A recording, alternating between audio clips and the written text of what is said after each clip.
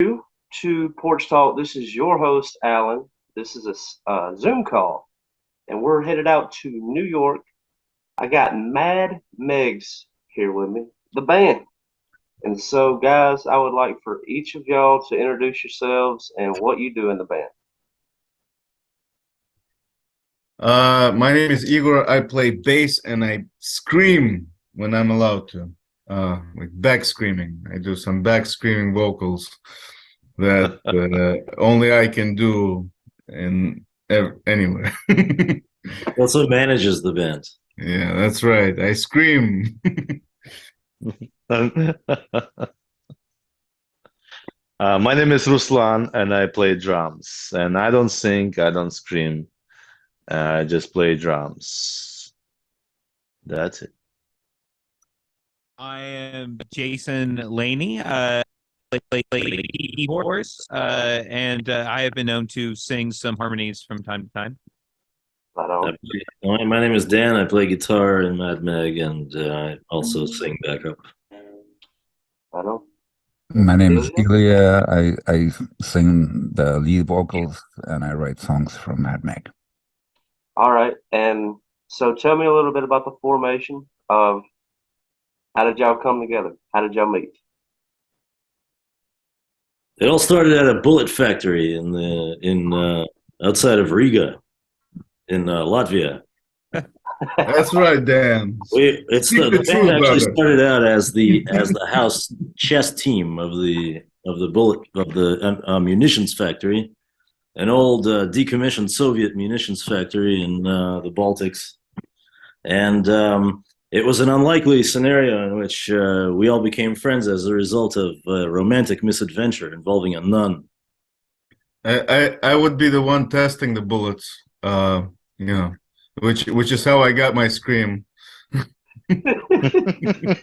And Meg would be that nun. Oh yes, yeah, she was completely the nun. Everybody wanted her, and she was really mad. Yeah, she was a mad nun. Yeah. All jokes aside, I mean, not all jokes aside, some jokes remain. But when we toured Eastern Europe and Russia, they would constantly ask like who Mad Meg was, and like I think eventually like Ilya and Dan, they made up a story of them going to Catholic school and there's being this nun of them to whom they've lost their virginity to. I might be wrong, but I'm trying to summarize it. Yeah, we made up a story to tell people because we had to answer the same questions over and over again. Yeah. The story was that we met when we were rivals for the affections of a nun. I like it. I'm with it. Yeah. So for those of you just joining us, welcome. This is kind of scripted, improvised podcast, take two type of thing. We had a failed intro on my end. I failed to record. Yeah. So now we have to act like we've never had this conversation before. And like we've never met before. I've never seen any of these people before. I don't know. Yeah, it's not like I've been making music with these guys. Well, I was trying to get to the Pornhub. How the hell I end up here? See, I said.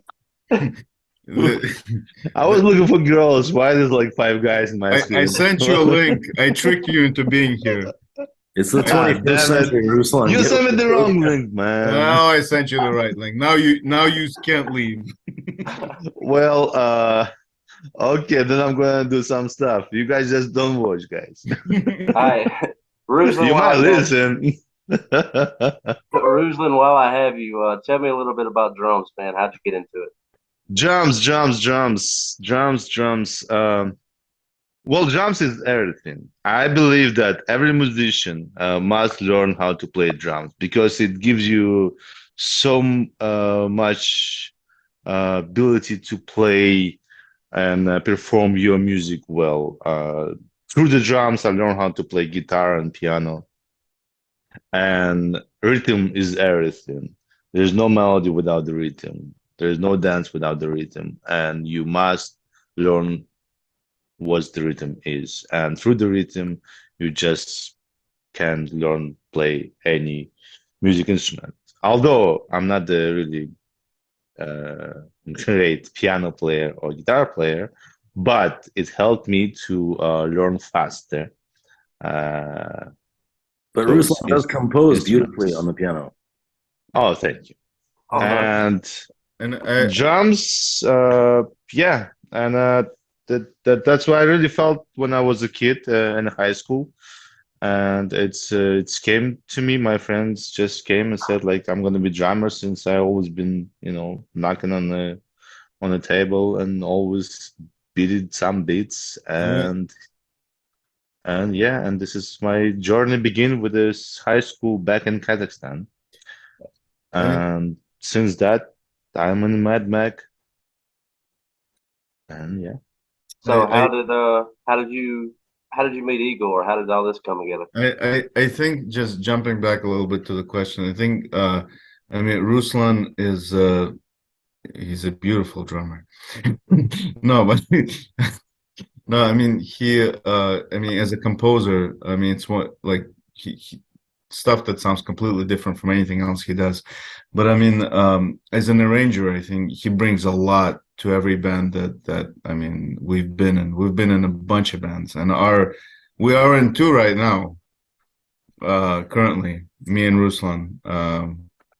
We've been playing for like 15 Well, years. I can't. I wouldn't say it's bunch of bands. I say it's just bands. It's Yeah, because well, we're not looking for gigs or just play somewhere. We're all friends. We've been knowing each other for years, and some point our roads crossed, and we just started to play music. And Ilya always writing great songs, and I love his lyrics. And when he sent me his first demo, when he invited me to his band, he's like, "Let's play," and I fell in love in his deep voice and said, "All right, I'm in." So yeah, and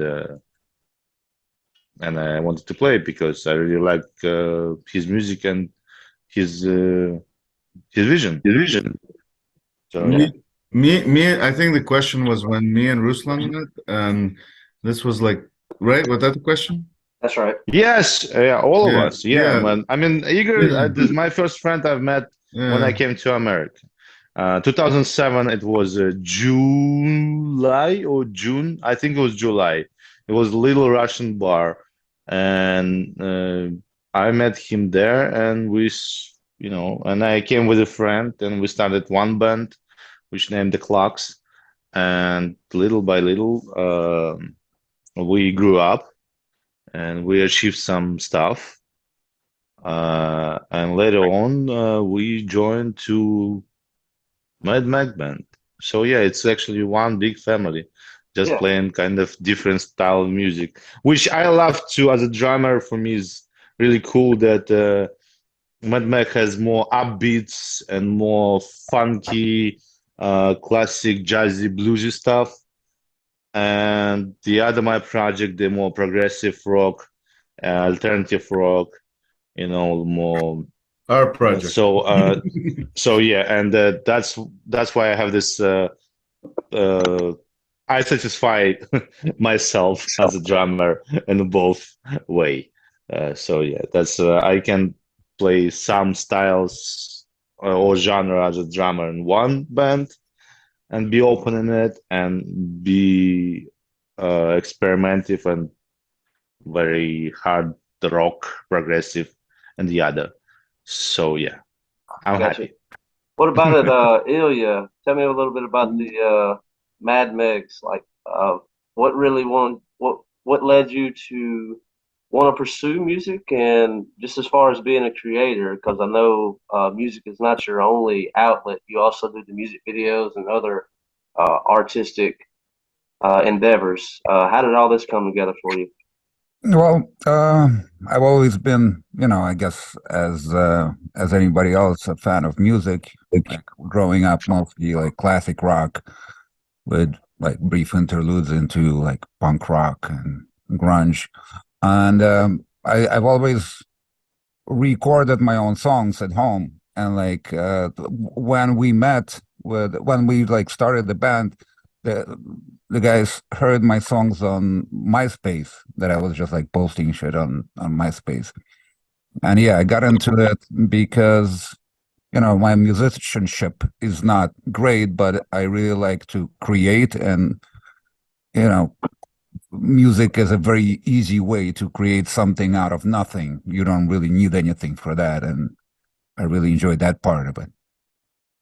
Right on. And so, Jason, how did you end up in New York with, I mean, I guess the rest of these guys are Russian speaking. So how do you fall in line here? I moved to New York about 10 years ago. My first roommate when I first moved to the city is she was Russian, and that was how I was introduced to these guys. I was booking musical acts for a show in the East Village at a place called Happy Ending that used to be a massage parlor. And Is that the thing that Ruslan was looking for? Well, yeah. This is how he found me. I was like, damn. my MO at the time was I would just find bands that I wanted to play in, and I would invite them to come play the show and say, I'll record you, and I'll be there. My keyboard will be set up if you wanted to rehearse something or whatever. And for whatever reason, they liked me, and it stuck, and I've been with the band ever since. I wonder why. Sweet keyboard playing, and I don't know if we've talked a little bit about what each of you do, but Dan, big fan of the guitar work, man. How did you get involved with music? What made you want to play guitar? I've wanted to play guitar since I was a small child, like before I even probably could talk.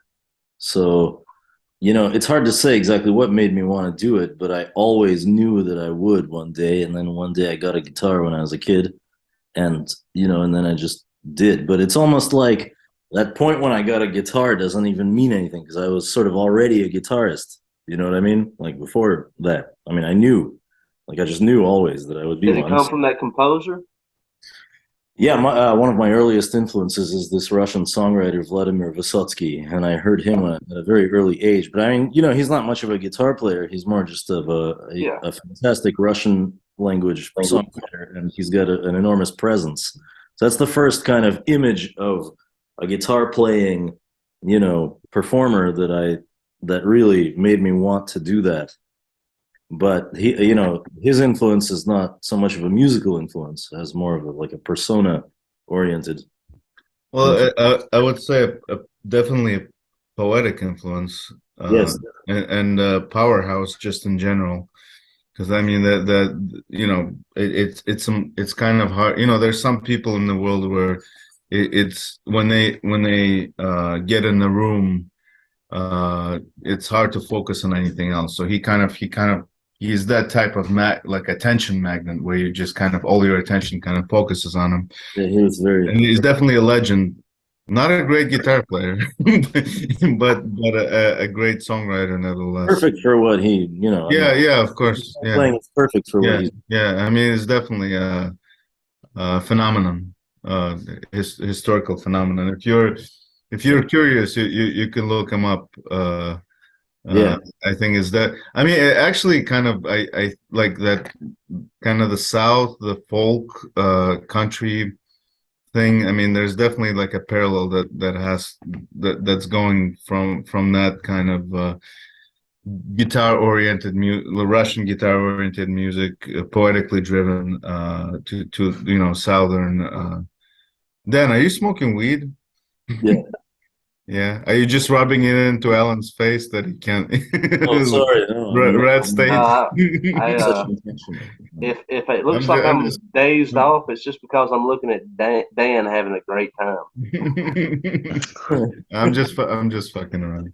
No, but I actually I listened. I don't know if I mean, I don't think Jason, but like I've listened to all Vysotsky, most of his stuff, especially while growing up. I have collections and collections of Yeah, in other words, he's a huge influence on anybody who's from absolutely, and just if not musically, then in other ways. I mean, he's a Yeah. powerhouse. Yeah.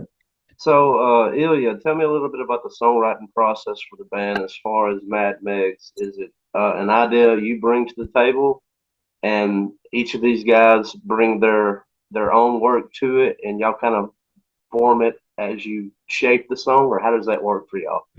Pretty much, yeah. Usually I bring a song that is just like written on a guitar or with some very rudimentary arrangements, and the guys really put it like they take it inside out and put it up, upside down, and it really changes dramatically once it gets in their hands.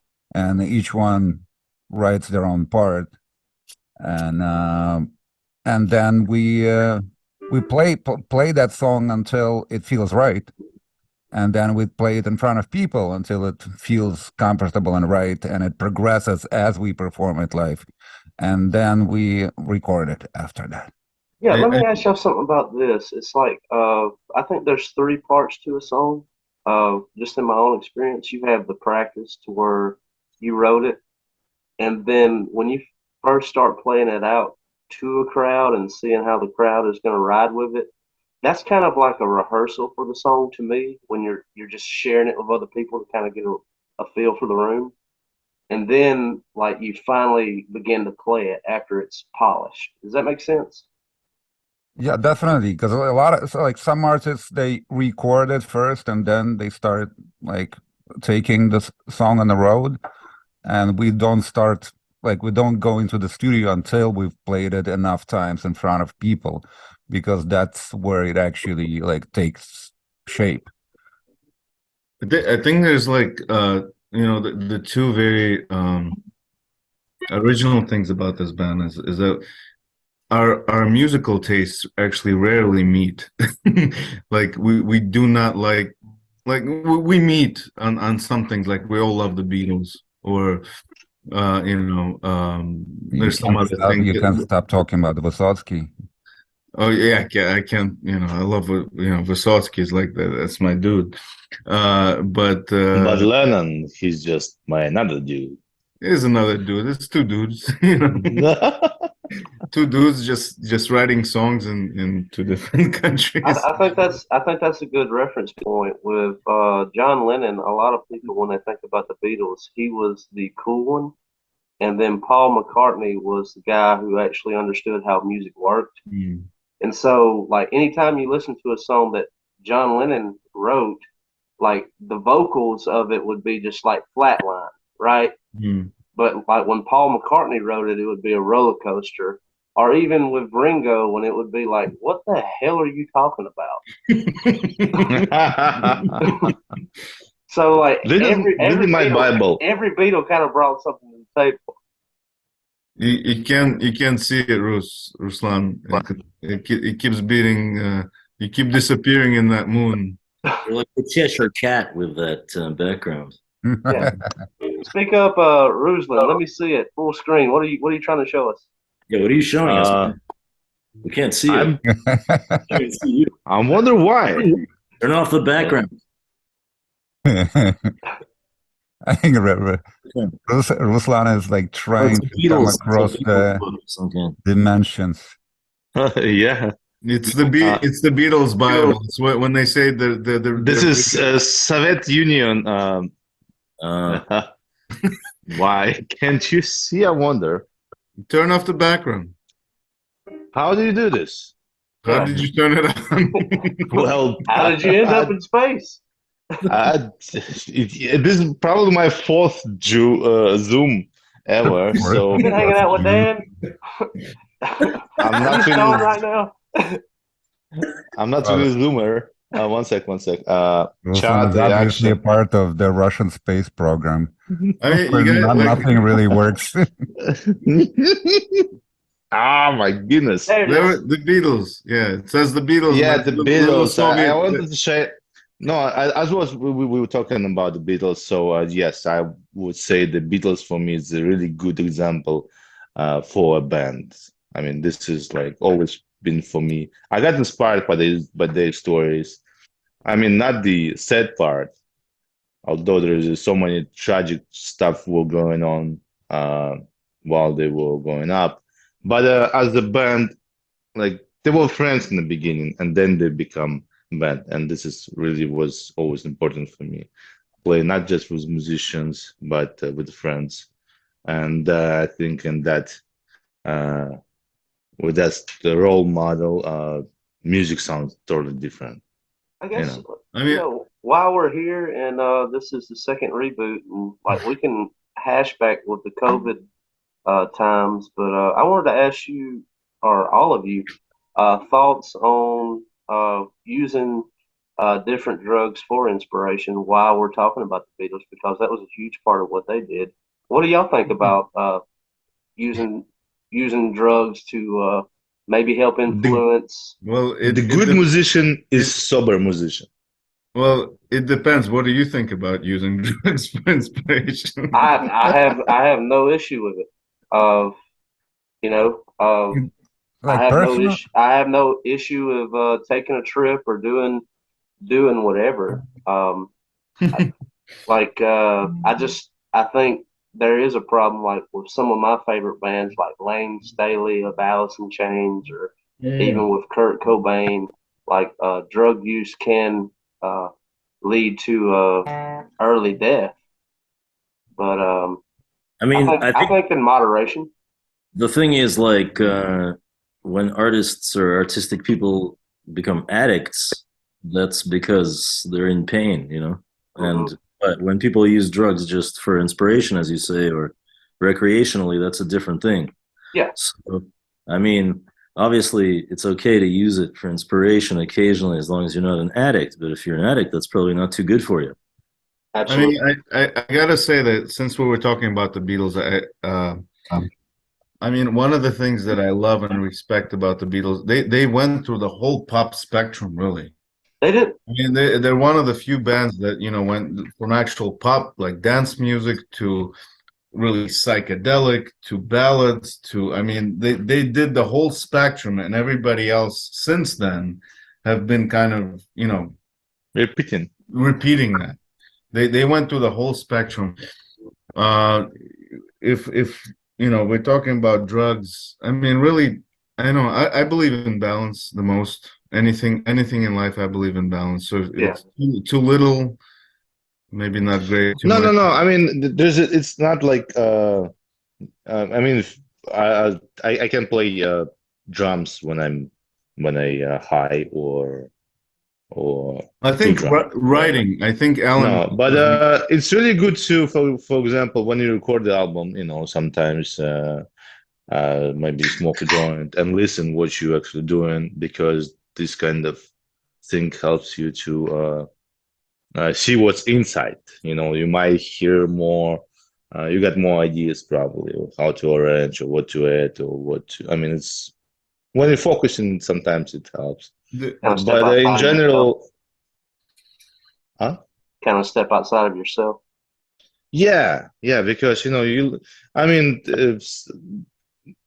everybody's different. For example, I always been working, and music was like a second part of my life. And sometimes, living in New York, you work a lot, you do a lot of stuff, and then you go into rehearsal, and you're trying to kind of, relax, just take it easy, because Yeah. you can play music being rushed, or tired. You need to Sure. chill out and actually listen music and play music. So sometimes, like a glass of wine or some maybe weed may help you to be more focused Yeah. and Glass of relaxed. wine. no, I mean, Right. I don't want to drink cocaine. I mean, I don't think there's an answer to this question, really. It I really. don't, We just think, I don't think answered. there's a wrong answer.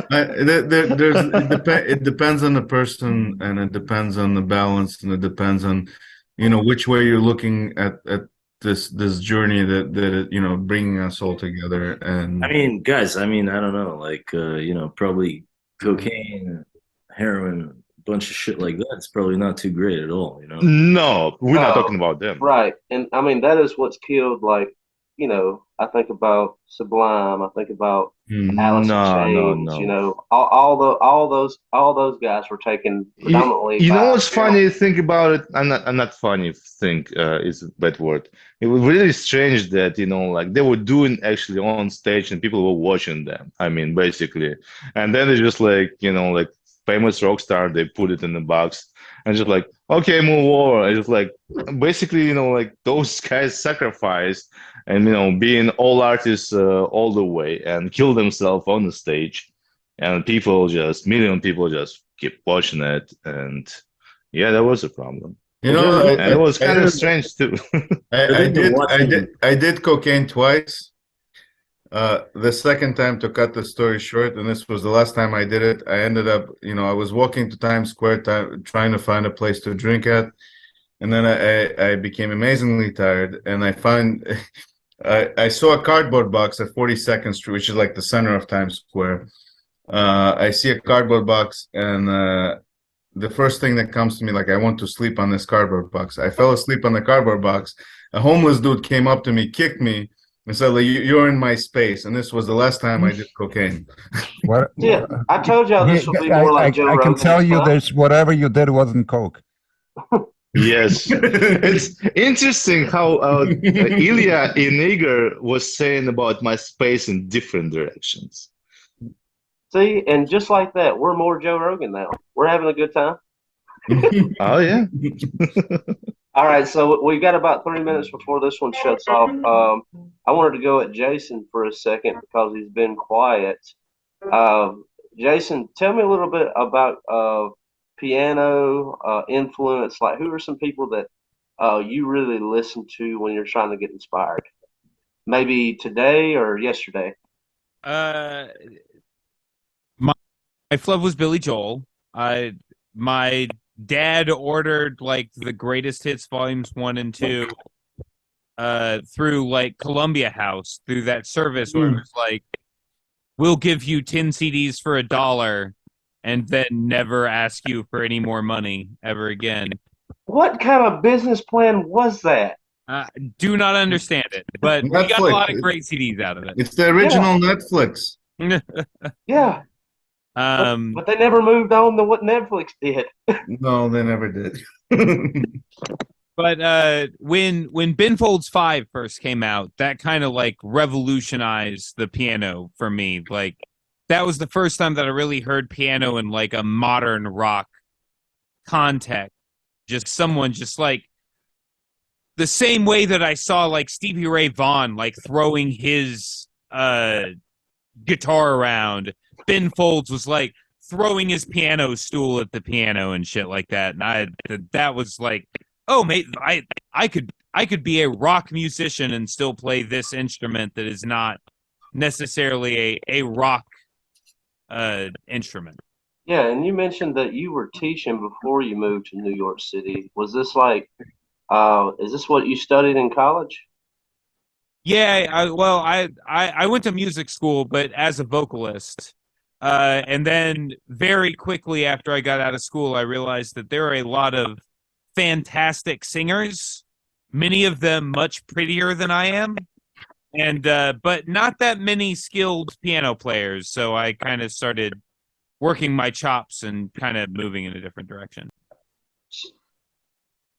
So, in the previous failed recording, we talked a little bit about the COVID years, and I was sharing with y'all how it really shut down the live venues around here, even the house shows. There wasn't a whole lot doing. So, tell me a little bit about the New York City experience. Were y'all able to really play, or what was that like? Well, personally, for me, it was like a good time that I'm, feel nostalgic about right now, because we were getting paid pretty well, just for staying at home. Yeah, With more than I would make regularly, right? And I'm not Like I'm not I don't usually like leaving my house, so it was like an ideal situation where I was getting paid and I could, like record music at home. And people were all ears because they were starved for culture. Nobody had a job to go to, so people listened to a lot of music and watched a lot of videos. Yeah. So it was the golden era of online music production. Well, and not online, we made an album and a music video during COVID. Yeah, couple Oh, yeah. music Plus, videos. each of us also did a bunch of our own projects as well simultaneously. I mean, me and Ruslan, we are in a band called Sons of Venus, which is separate from this band, and we kind of like during that COVID era, We recorded 2 albums. one album. 2. What do you mean two? Well, when it depends when you consider 2 COVID era. Well, I mean, Sons The of Venus recorded one album. Oh, well, I mean, if you judge, yeah, but I'm saying like at the peak of the COVID, the peak of the COVID era when people weren't going outside and everything. No, We got in the it studio. was emotionally actually a really good time for music because so much things was going on. People were feeling different and lots of death around you, and you're walking in a dead city, New York, by just empty and for yourself. I walked from Central Park to Prospect Park by myself during the rain during COVID. It took me 4 hours and 30 minutes. Was it sleeping? Fell asleep. Was sleeping. It was empty, and it was really interesting experience. And music is the best thing for musician, of course, to impress yourself and all the things. So, it was really a good thing to put into albums, which I mean, it was a good that first year of COVID was a really good way, like I think for everyone, but I mean for me personally, of reflection and just kind of like taking a step back, trying new things. I mean, me and my wife, we traveled throughout the country. We kind of just, when New York was in panic and everything was, closed and people were really scared of each other, we just kind of got in a car and just drove out into nowhere. And it was a plus positive for me too. Like I got a lot of interviews with a lot of different singer-songwriters and bands I probably wouldn't have been able to get because they would have been way too busy because they weren't able to do anything. And during COVID, like we started the Porch Talk online concert series to where I would invite people, musicians, like play for your band, play or you play for an hour and I'll pay you $300. And we would broadcast it out on the live stream, and then when it was over, it was treated just like a concert.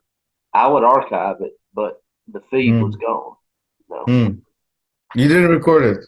No, I did actually record it. That's good, Igor. I'm just hey, as we say in New York, I'm just busting your balls, man. Yeah, dude, and I need it, dude. I do apologize for that. I needed that. So, I mean, Ilya, like with just all your creative endeavors, I imagine like COVID had to be like kind of a godsend for you as far as all the creative outlets that you're into.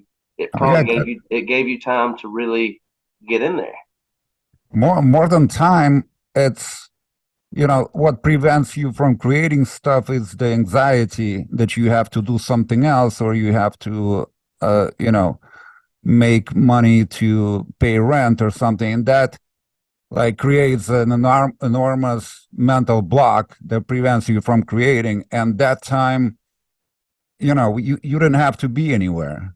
You could just like stay at home, and that anxiety was all gone, and you could really dedicate a lot of time to whatever it is you were going to do. And also, since a lot of people thought they were going to die this year, people were really easy to part with their money, and we raised a lot of like a decent number of decent amount of cash for this album, right, through crowdfunding. Was that year or the next? That was that year. Yeah.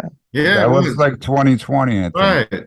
It was. Shit. However, as we say, we were also supposed to tour in Mexico at that time, and we were really taking off in Mexico during that period, the spring and summer of 2020, and everything just got shut down. We ended up never going there, even though we were like on the radio and in all kinds of magazines and everything all the time down there, but we never actually played live down there yet.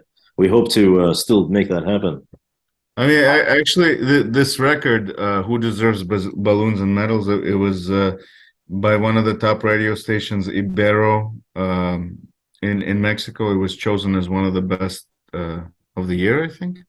And then another radio station chose it as like a single, Waiters as like one of the best singles of the year. Yeah, we got like a couple of one of the bests of 2022. Best video was in Houston. Yeah, Houston Press did a thing like we were Waitress, I think, like was Waiters, yeah, one of the top 50. Yeah. Guys, I'm telling you, like with the of music the year, videos, the album, like everything that I've heard and watched of y'all's, I am so impressed. Thank you, man. Thank you. Like the musicianship on it, like the guitar work, the piano work, the vocal work, the videography on the music videos, guys. I have thoroughly enjoyed my experience of like being just overcome by Mad Meg, that nun, that silly nun. But like, how did this whole like reaching out to Mexico and all these different places around the world, like Igor, how did that take off? Yes, I'm the guy that bothers people. As you know, I think in the previous interview we talked about that more. I mean, I constantly keep track of social media, and I try to, as I've contacted you, Alan, I kind of bothered you for a little bit for a couple of weeks to kind of get this thing. Hopefully not too much. It wasn't too irritating. I was thankful for it because like it really pressed me to where like I was really inundated with Mad Megs.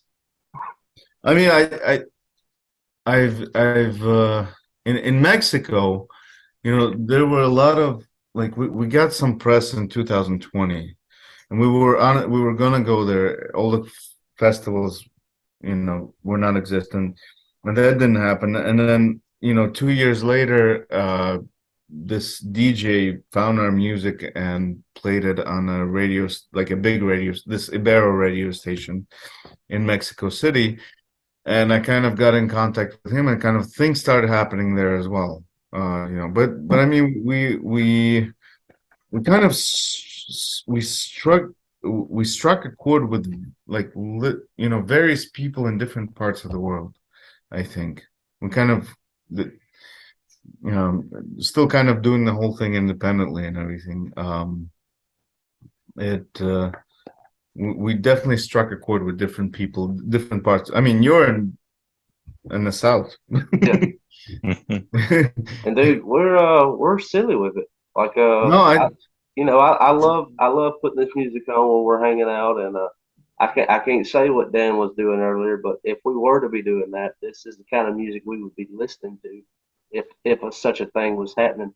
Ilya, tell me a little bit about the Lithuania.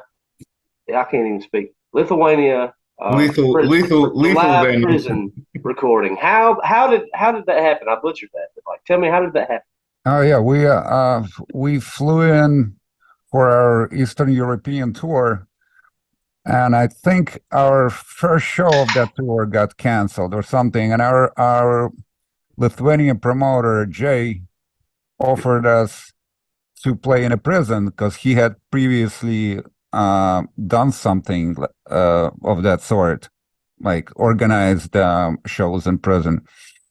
And we said yes immediately, and we found a guy, a sound person who would record the live show, and we ended up with a live album. I mean, we had a sound guy and a video guy. The video guy wasn't too great. So we ended up with just having an album, but the sound guy was pretty good. We have a sound guy around here. He does sound Yeah. around town, and And he's legally deaf, and I find that the most amusing. legally deaf. Yeah, like I think he's been running sound for so long, like his ears is totally gone. But somehow he can kind of put you in there. It ain't where you want to be, but he'll get you there. He's like the Beethoven of your town. Something like that. Dan. It ain't where you want to be, but you'll get there. So, guys, like, give me a little bit about the experience, Ruslan. What is a Mad Meg show like? Mad Max show like? What am I this experiencing? actually you experiencing a very, very good experience. Beautifully put, Ruslan. Well, you put me in the spot. I wasn't prepared for this question. Well, no, we're having fun. I mean, for me personally, I'm having fun. Guys, sometimes they getting upset that I'm closing my eyes, but they listen. They listen because they can communicate with me at some point. But I'm just zoom out because as soon as I'm on the stage, and I'm just, I'm there, and then I just wake up after the show. What's it feel like touring around and playing this music out? Well, that was fun. That was really. I mean, guys went to the Russia, one of the biggest adventure in their life, the Russia tour. It was like 28 something cities, and it was winter, and it was lots of interviews and shows, and I mean they had. I mean, really... we went to Russia like 6 times or something. Russia, Eastern Europe. I mean, it really. Well, yeah, but that was a pretty great experience, and when you travel with your music, it's probably the most fun and experience. You're not just going to see, local library or something, but you actually can play in this local library. Well, we also found that Russian audiences were a lot more receptive than New York audiences are, like maybe in general, but definitely to us. Yes. So we we felt very gratified playing there. It was just a great experience. Like all the clubs were super professional, the sound people were super professional. Everything sounded great. The audiences were very receptive. The whole thing was just a very warming kind of experience overall.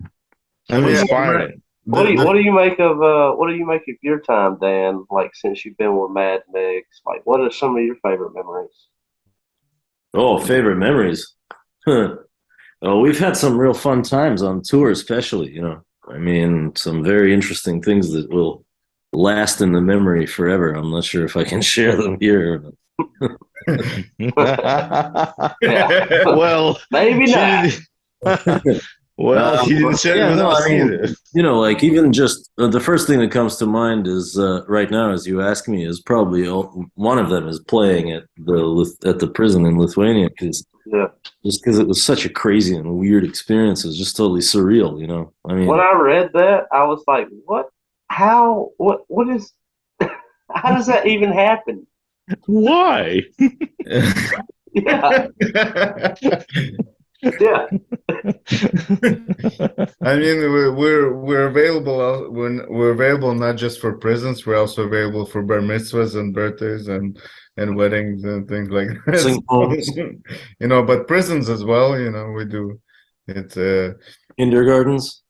No, I mean we had. I mean during tours, you definitely get. I mean there was a show we played in was it Smolensk? There was so we were booked at a pretty big club, but there were about 10 people, and two of them were skinheads who were just dancing throughout the whole show, and they were zikaing to, doing that type of thing. And the rest of the people, they were kind of Yeah, in the afraid of back. them. In the back, they were like sitting by the bar, and those two drunk skinheads, they were the only like active members of the audience. So we played like, and there's like 7 of us on the stage, or like 6. So we played the whole show to these two dancing Nazis. They were like our only audience. And then they were like screaming racial slurs, and but in the end, Right, like they were really commenting on our Yeah. Jewish appearance. Let me yeah, ask you: is that the Southern equivalent of someone asking for someone to play "Freebird" by Leonard Skinner? mm, uh, Maybe I'm not not. sure I got the Is reference. that let me ask you something. Is that when somebody does that, is that an ironic thing, or are they serious? It's ironic. In the South, it's ironic. Yeah, These guys were not ironic. They were just Okay. yelling. they were yelling sincere. about how, No, I honestly, I at thought, us about how they thought we looked Jewish and stuff. I mean, we do. Well, yeah. Well, I mean, we are. But yeah, they were like torn between like enjoying the music and dancing to it, and kind of our weird Jewish faces that didn't sit well with them. I mean, Okay. I was thinking, when we get outside, they would be waiting outside for us, and but that Right, didn't with happen, someone. and they actually ended up being a pretty awesome audience. I mean, if we had, maybe our target audience are skinheads. I don't know. Well, Igor, tell me a little bit about the guy that really opened up Lithuania to y'all. He's like friends with the president there, and like to my Well- understanding, there's like 5 people that live there. Yeah, that More than sums up the 5. last interview. There's a few more than 5. I mean. His name is Zilvanus, with the last name which I cannot remember off the top of my head, and I cannot pronounce, but I have it in my notes. Schwarplus. That's right, that's the one. But he likes to be called Jay. He lived in Chicago for a long time and listened to a lot of rap music, and this is definitely influenced his lingo, so to say. He's one of the top promoters of world music in Lithuania. Really cool guy. He always said, kick it from the heart. Nice. Right. Let's kick it from the heart, guys, right before the show. And, The real character. Is that the equivalent of break a leg? No, I mean, it's definitely a lot of heart in that dude. No, just like kicking the heart. Yeah. More like tear their dicks off. Yeah, I mean, let's kick it from the heart and tear their dicks off, and then we would at least succeed at one of those. and his catchphrase, his catchphrase whenever he was like excited about something would be "boom shakalaka." That's right. Hell yeah. Yeah, I mean, Some crazy stories. no, but yeah, that's the guy that I was able to contact, and we're still friends. I mean, we talk on a regular basis. Hopefully, we'll make it out there soon again. But yeah, I mean, he's a cool dude. He is around. I mean, he knows Lithuania like from the bottom out. I mean, you could see him From the kick of his you could see him in with photographs with like the president of Lithuania to Yeah. like you just walk around with him in the city and he introduces you to everybody, including like bums which used to be who used to be former opera singers and things like that. So it's definitely an experience. But guys, I want to open this invitation up. Any of you are welcome on the show, 1v1, or we can do this again sometime. But just out of respect for y'all's time, and I apologize for my screw up earlier, I have 3 more questions to walk out the door. Question number 1 is, if you could tell the Porch Talk audience one thing about Mad Meg, like each of you, what would you say? Mm. You guys go ahead. Um, we I've been waiting for you. Porch talk. Let me see. We love Dan, I the think you start, but we love the porch. The porches are great. We would play anytime on any porch anywhere. So Right. Mad Meg that is the name Mad Meg is it comes from a painting. The band is named after a painting by the Flemish Renaissance painter Peter Bruegel the Elder, and Mad Meg is an anglicization of the Dutch name of the painting, which is Dul Gret, which means the same thing. It's basically this crazy woman named Margaret, and it's a medieval German fairy tale or folk tale about a peasant woman who gets a peasant army together to storm hell. And so that's what the band is named after, and that's quite apropos for what we really are. I think you hit the nail on the head there, Dan. And if we ever get to meet in person, I'm going to buy you at least 2 beers. we have it on camera, so now you can't refuse. All right. and it's recorded. Come on. Yeah. Ruslan, you got anything? You got anything that you would like to add to that? I think guys described it perfectly. Yeah. All right. So question 2, and all of you or each of you is where can people go to find you personally, or if you just want to be found by the band, where do they go? That was actually, Are your other projects? I mean, Brooklyn. that was actually like my answer to would be my answer to the previous question. Like, if there is one thing people need to know about Mad Meg is how to find us, and there are several ways, right? We have our Instagram account, our Facebook account, our YouTube account, and they're Venmo. constantly Venmo. They're constantly being updated, so there is always something new there. Igor, do you remember? Like, I don't want to like fuck it up. Do you remember how to spell our handles on all the accounts?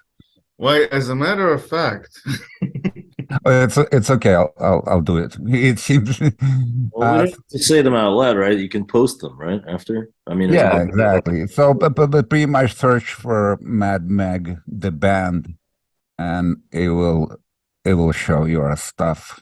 And we have a residency right now in New York City at a Yeah. club called New Blue 151, which is a fantastic thing, and it's a more or less a monthly show.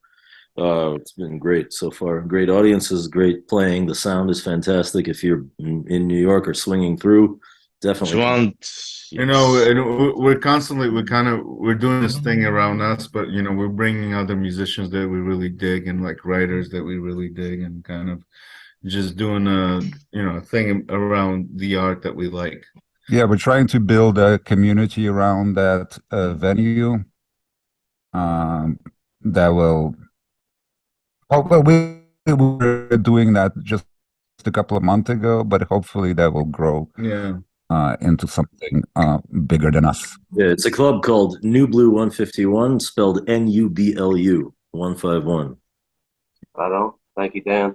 And my last question, and to that is, I'm very happy. Like in Columbus, it's a little bit different than New York City, obviously, but here, just in the South at Mississippi, is I host an open mic. I have a residency as well, and like I've been working so hard as far as like culture building and bringing in new talent from bands that would never be here unless I were to invite them. And so y'all are definitely on that list, and I want Thank to you, man. make that possible. Guys, I really believe in y'all. I thank y'all so much for hanging in there with me, even after we wasted practically a whole hour. Oh, good. So thank you. But my That was last pleasure. Pleasure to meet you, man. Oh, Ruslan, don't get me Hopefully started. we're gonna see you down south, and we're gonna meet personally and Oh, play yeah. music. We're gonna have a good time, Bubba. But my last question to walking out the door was, what was your favorite part of this conversation? I really enjoyed your recording abilities. Yeah, that was pretty dope, wasn't it, Ilya? Well, you took my answer. You walked right into it. Alan, I thought you were a fantastic interviewer. Actually, I mean, Yeah. you're very quick on the uptake. You hear everything. Although you don't hit record all the time. Yeah, well, You No, know, I mean, record or not, it's just like it just was very nice Monday evening to spend time with you, having conversation about music, inspiration, and actually another reason us each see each other finally because we don't hang out often yeah. because everybody's busy and we haven't seen each other for a few weeks, and it's Yeah. another reason to see and. Yeah, It was a actually, pleasure to meet you. we've been like only seeing each other like on Zoom podcasts, really. So But yeah, yeah, I second that. Ruslan put it beautifully. You know, I gotta say it's like there's something cool when I speak to. I might be hallucinating or whatever, but there's like something cool when I speak to people from the South about music, and there's like a different take on it that's a lot more immersive and like they kind of feel what you're doing, and that's a cool thing with you as well. So this was a lot of fun. are Open you a musician, invitation. Alan? Open invitation to each of y'all. You want to come back on the show? I would love to talk music more deeply. We can talk about the Beatles. We can talk about influence. I would love to pick any of y'all's brain about the creative art or like how you pursue it and your influence and what you're into. I would invite all of y'all to the table. I've never done anything this big on the internet. That's why I was so like stupid about doing it. I had no idea how to do it. So thank y'all for y'all's patience. Like we learned a lot Thank you. tonight. I had no idea. Thank you, Alan. I mean, Thank you. I think Are you a we're all musician? like I mean, we all have our like separate solo projects that we're doing. I mean, me Yeah. and Ruslan are with a band, and Dan is releasing something soon. I mean, maybe we could, do a separate thing about, Yeah. that. Absolutely. Alan, We'll figure out. Thank Yeah. you. Alan, Yeah. are you a musician? I am. What do you play? Give me just a second. Let me show you something. This was my COVID project. Oh, nice. Oh, Nice. So you're a songwriter? It's a compilation record of musicians from Alabama, Mississippi, and Tennessee, and I either sat in their garage or kitchen and recorded them off of my mics, or they sent me something, and we sent this up to Gotta Groove Records, and we had it produced. And this is my COVID project. That's great. Nice. that's amazing. That's It cool. looks amazing. I love the cover. Yeah. I'd love to send y'all a copy. Like, That'd be great. What kind of Yeah. music? it's mostly like folk. There's blues, there's Americana. It's very southern. Southern music. I'll email y'all the tracks. Yeah, I was gonna Thank you. ask if you could Yeah. we could listen to. I love the cover, man.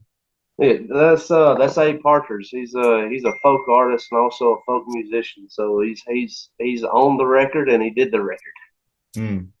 And is that a picture of you on the cover? Yeah. Nice. I'm a slimy blues man. Even the flowers will sing for me. Mhm. If we could get it, you could see like the singing Yeah. flowers in there. Yeah. Ah, nice. Well, anyway, That's cool, man. well, I can't tell you. Thank y'all so much for your patience, and let's go ahead and sign this thing off. And let's get together. I'd love to make some music with y'all sometime, right? Sure. Definitely. Yeah. We'll Let's talk. I mean, we'll talk after Yeah. the show. Yeah. Let's sign on out. Thank y'all so much. We're out of here. Okay. Good All right. night. Thank you. Thank you, Thanks, Alan. Porch. Good night. See ya. Bye. Bye.